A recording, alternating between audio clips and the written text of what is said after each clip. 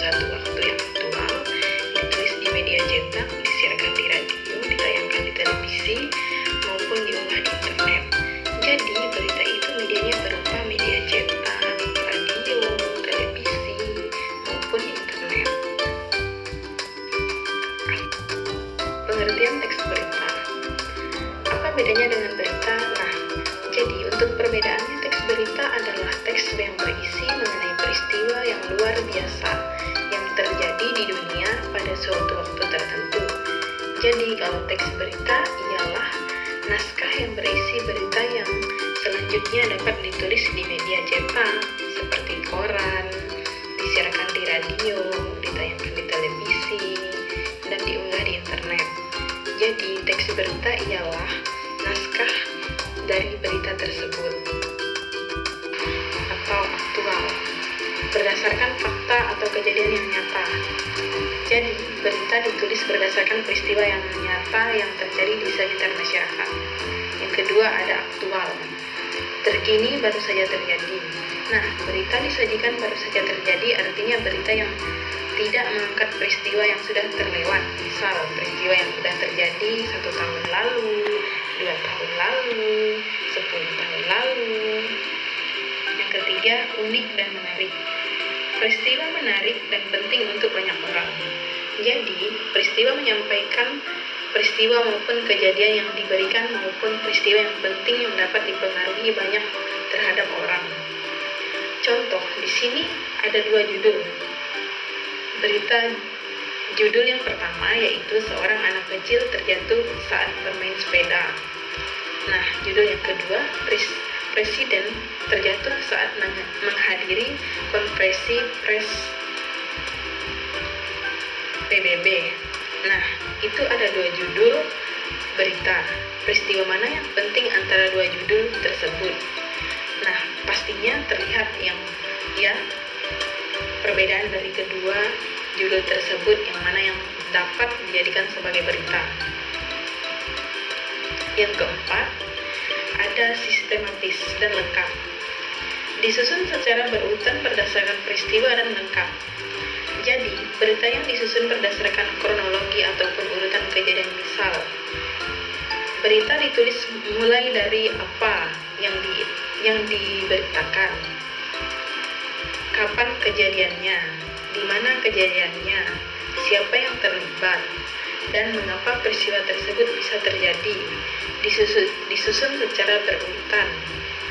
Yang kelima, komunikatif. Artinya, bahasa mudah dimengerti dalam berita. Penulisan bahasa yang digunakan dalam berita perlu dipilih dengan baik, yaitu bahasa yang digunakan bahasa yang sederhana, tidak rumit, dan mudah dipahami banyak orang. Ya, jadi itulah kelima ciri-ciri teks berita. Ciri-ciri teks berita. Materi berikutnya yaitu unsur-unsur teks berita. Unsurnya terdiri dari adiksimba atau 5W plus 1H. Pastinya dengan istilah ini kalian tidak asing lagi ya. Nah, 2 istilah ini diambil dari bahasa Indonesia dan bahasa Inggris. Unsur yang pertama yaitu apa atau what. Yang kedua di mana atau where. Yang ketiga kapan atau when. Yang keempat ada siapa atau who. Yang kelima ada mengapa atau why. Yang keenam ada bagaimana atau how. Selanjutnya Miss jelaskan unsur-unsur tersebut.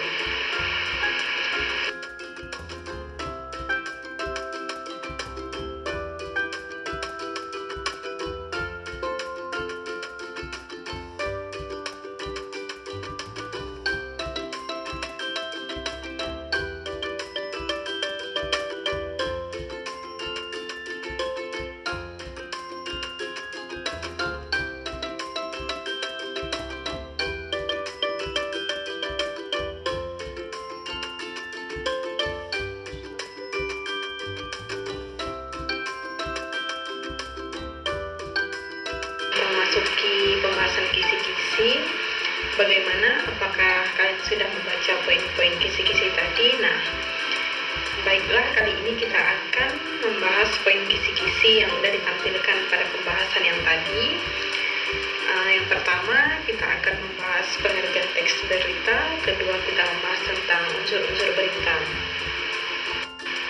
Baiklah, sekarang pertama kita akan membahas pengertian teks berita. Jadi, seperti yang kalian sudah pelajari bahwa berita itu adalah sebuah informasi yang sifatnya fakta yang sedang terjadi maupun yang sudah terjadi dan disampaikan melalui perantara media baik itu elektronik maupun media cetak. Jadi, kalau media elektronik itu contohnya seperti televisi, radio, atau internet. Sedangkan media cetak itu biasanya majalah, koran, tabloid, dan sebagainya. Bagaimana terjadinya berita tersebut? Nah, selanjutnya poin kedua, unsur-unsur berita.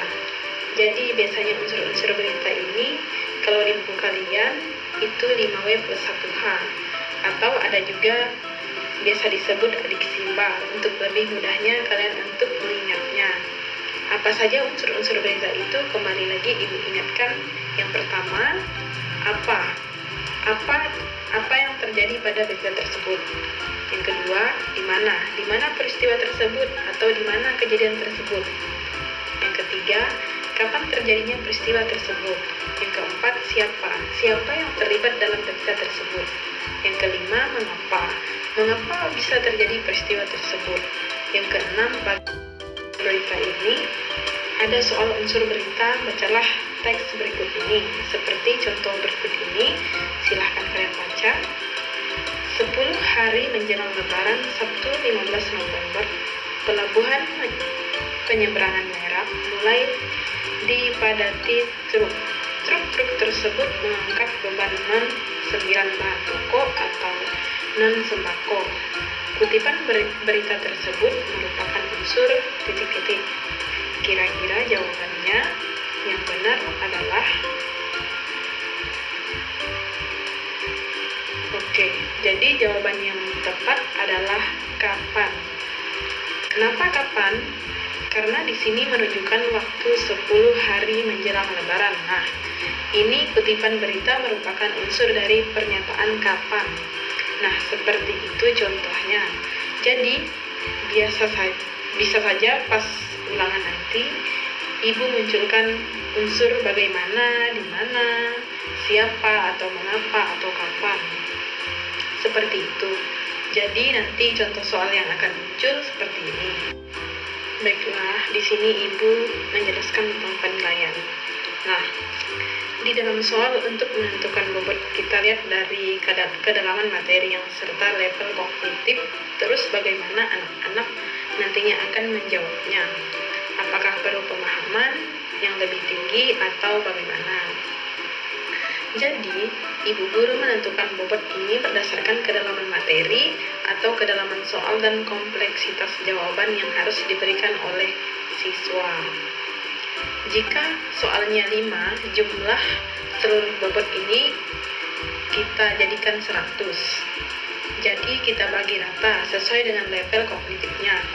Kalau soal itu kognitifnya rendah, tentu kita kasih bobot yang rendah, totalnya 100. Begitu juga nanti soalnya contohnya 4. Bagian yang nantinya jumlahnya juga 100 dan berikanlah bobot sesuai dengan level kognitif dari soal tersebut, bukan dibagi rata sama rata. Tidak, tetapi masing-masing soal. Contohnya kalau soalnya ada 4,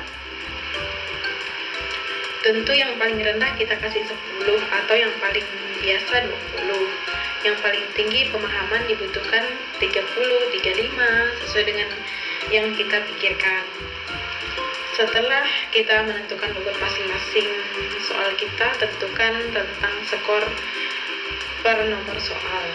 Nah, di sini keterangannya 0 untuk jawaban yang tidak diisi, 1 untuk jawaban yang tidak sesuai atau jawaban yang salah.